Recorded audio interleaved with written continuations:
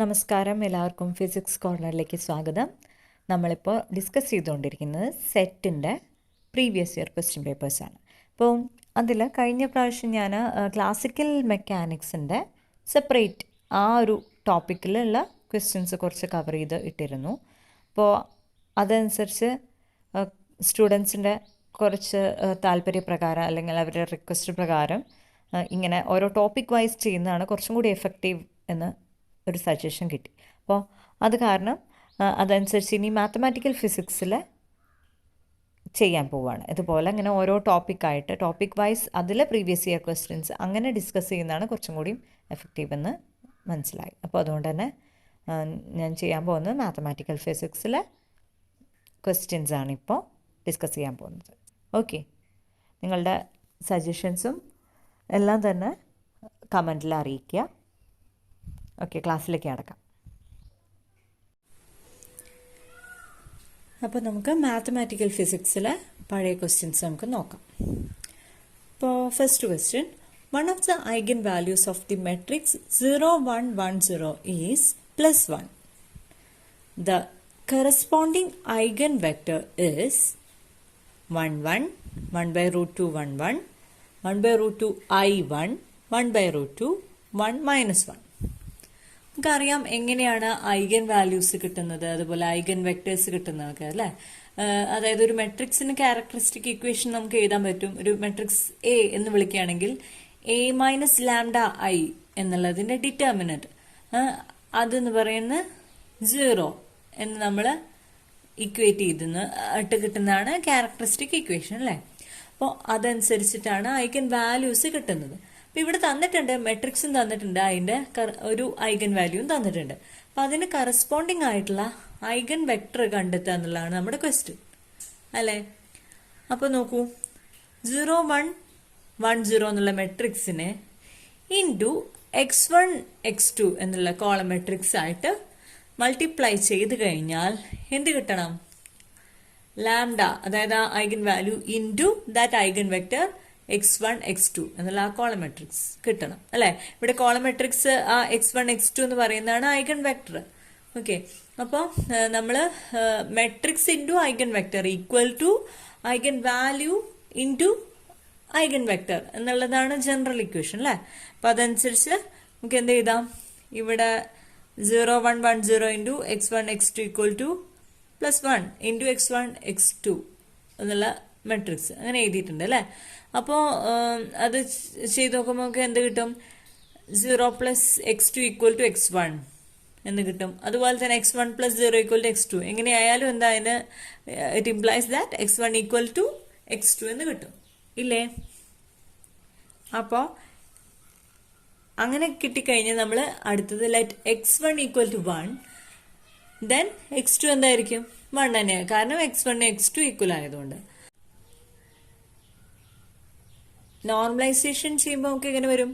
1/√x1² + x2² എന്ന് വരും, അതായത് 1/√2 എന്ന് വരും. അപ്പോൾ 1/√2, 1, 1 എന്നുള്ളതാണ് നമ്മളുടെ ഐഗൻ വെക്ടർ ആയിട്ട് കിട്ടുന്നത്, corresponding to the eigenvalue +1 അല്ലേ.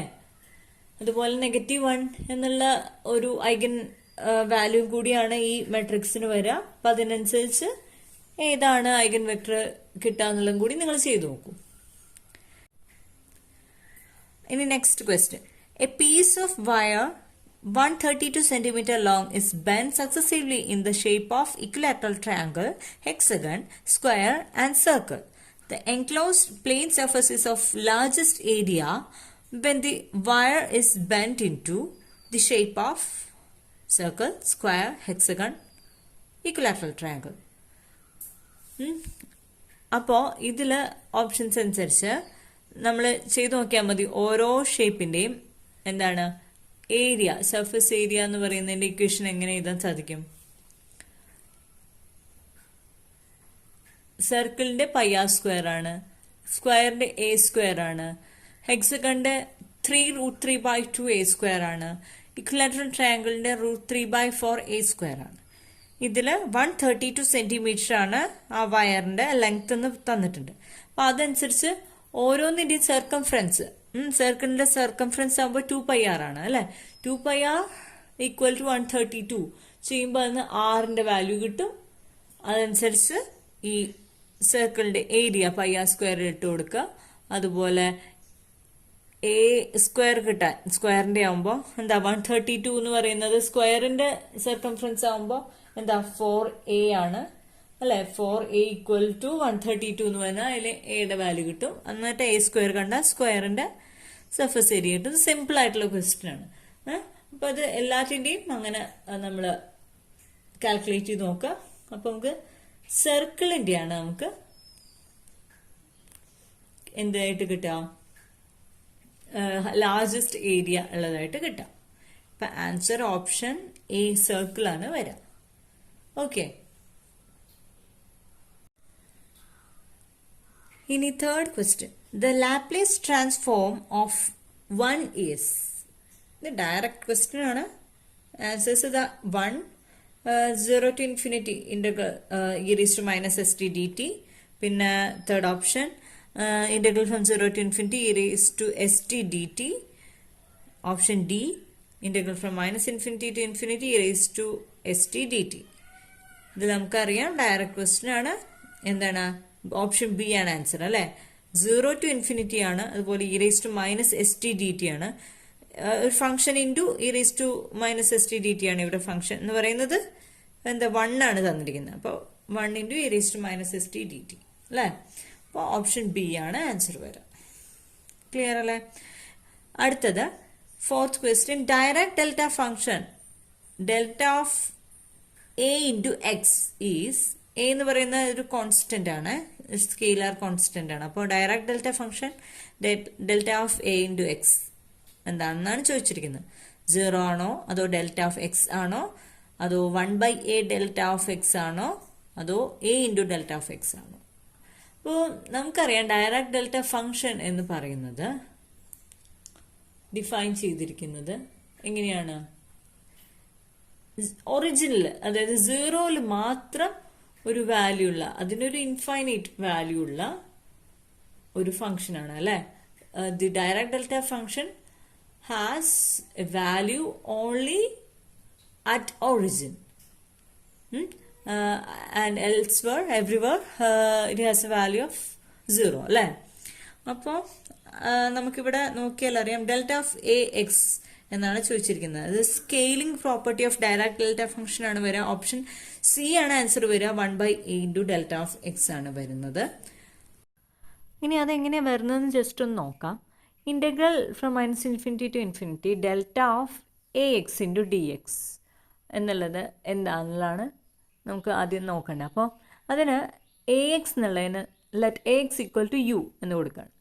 അപ്പോൾ നമുക്ക് രണ്ട് സൈഡിലും ഡിഫറൻഷ്യൽ എടുത്തു കഴിഞ്ഞാൽ എന്ത് വരും, ഡെറിവേറ്റീവ് എടുത്തു കഴിഞ്ഞാൽ dx ഈക്വൽ ടു du/a എന്ന് വരും അല്ലേ. എ എന്ന് പറയുന്നത് സ്കെയിലാർ കോൺസ്റ്റൻ്റ് ആണ് അല്ലേ.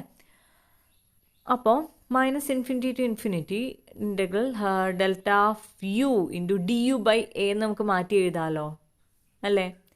അപ്പോൾ അതിൽ 1/a പുറത്തെടുക്കുക. അപ്പോൾ ബാക്കി എന്ത് വരുന്നു, integral from -infinity to infinity delta of u into du എന്ന് വന്നു അല്ലേ. അപ്പോൾ ഡയറക്റ്റ് ഡെൽറ്റ ഫംഗ്ഷൻ്റെ വേറൊരു പ്രോപ്പർട്ടിയാണ് integral from -infinity to infinity delta of x dx equal to 1 എന്നുള്ളത്. അതായത് ആ ഏരിയ 1 ആണ് എന്നുള്ളതാണ് അതിൻ്റെ അർത്ഥം. അതായത് ഒറിജിനിൽ മാത്രം ഒരു വാല്യൂ ഉള്ള ഒരു ഫംഗ്ഷനാണ്, ഒരു സ്പൈക്ക് പോലെ, ഇൻഫൈനൈറ്റ് സ്പൈക്ക് പോലെ വരുന്ന ഒരു ഫംഗ്ഷനാണ്. ഇതിനെപ്പറ്റി ഡീറ്റെയിൽ ആയിട്ട് വേറെ വരുന്ന ഭാഗത്ത് ഡിസ്കസ് ചെയ്യാം. ഇപ്പം ഞാൻ അറിഞ്ഞിരിക്കുക ഈ integral from -infinity to infinity delta of x dx equal to 1 ആണ്. അപ്പോൾ ഇവിടെ ചെയ്യുമ്പോൾ 1/a into -infinity to infinity delta of u du എന്നുള്ള ഇൻ്റഗ്രൽ അവിടെ 1/a എന്നുള്ള വാല്യൂയിലേക്ക് എത്തുന്നുണ്ട്. അപ്പോൾ ഇവിടെ ചോദിച്ചിരിക്കുന്നത് എന്താണ്, ഡെൽറ്റ ഓഫ് എ എക്സ് എന്താണെന്നുള്ളതാണ് ചോദിച്ചിരിക്കുന്നത്. അപ്പോൾ അവിടെ അത് ഉദ്ദേശിക്കുന്ന സ്കെയിലിംഗ് പ്രോപ്പർട്ടി എന്താണെന്നാണ് ചോദിച്ചിരിക്കുന്നത്. അതിൻ്റെ ആൻസർ അപ്പോൾ 1/a into delta of X എന്നുള്ളതാണ് വരിക. Option C. ക്ലിയർ അല്ലേ. ഇനി fifth question. Let R denote the position vector of any point in 3D space. Then divergence del dot r cap r is to n is എന്നാ ചോദിച്ചിരിക്കുന്നത്. Options നോക്കൂ. n plus 2 into r raised to n minus 1, n into r raised to n minus 1, 0 and n plus 2 into r raised to n എന്നുള്ളതാണ് options. അപ്പം നമുക്കറിയാം ഇത് spherical coordinates പ്രകാരം divergence of a vector can be written as del dot V. ഒരു വെക്ടറിനെ ഉദ്ദേശിക്കുന്നത് അവിടെ നമുക്ക് എങ്ങനെ എഴുതാൻ പറ്റും? 1/r² into doh by doh R of R square V R. അതായത് വി ആർ എന്ന് ഉദ്ദേശിക്കുന്നത് വെക്ടറിന്റെ റേഡിയൽ പാർട്ട്. അപ്പൊ നമുക്ക് ഇവിടെ റേഡിയൽ പാർട്ട് മാത്രം കൺസിഡർ ചെയ്താൽ മതി അല്ലെ. പൊസിഷൻ വെക്ടറാണ് തന്നിട്ടുണ്ട് അല്ലെ.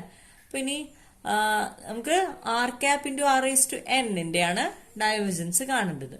അപ്പൊ നോക്കൂ, 1/r² into doh by doh R of R square into r cap r raise to n. Okay, അപ്പോ ഇവിടെ ഈ ഓപ്പറേഷൻ ചെയ്താൽ മതി. 1/r² into doh by doh R of ഇത് ചെയ്ത് കഴിഞ്ഞാൽ എന്ത് വരും? r square into R raise to n വരുമ്പോൾ r raise to N plus 2 എന്ന് വരും. അതിന്റെ ഡെറിവേറ്റീവ് എടുക്കുമ്പോൾ n plus 2 into R raise to N plus 1 എന്ന് വരും. പിന്നെ 1/r² പുറത്ത് കിടക്കുന്നുണ്ട്. അപ്പൊ അതിനെ മൾട്ടിപ്ലൈ ചെയ്ത് കഴിഞ്ഞാൽ എന്ത് വരും? കിട്ടുന്ന answer n plus 2 into R raise to N plus 1 minus 2 ചെയ്ത് കഴിഞ്ഞാൽ n plus 2 into R raise to N minus 1 എന്ന് കിട്ടും അല്ലേ. അപ്പോ നമ്മളുടെ ഓപ്ഷൻ എ ആണ് ആൻസർ കിട്ടുന്നത്. ക്ലിയർ അല്ലേ? നെക്സ്റ്റ് ക്വസ്റ്റ്യൻസ് ഇനി അടുത്ത വീഡിയോയിൽ ഡിസ്കസ് ചെയ്യാം. Thank U.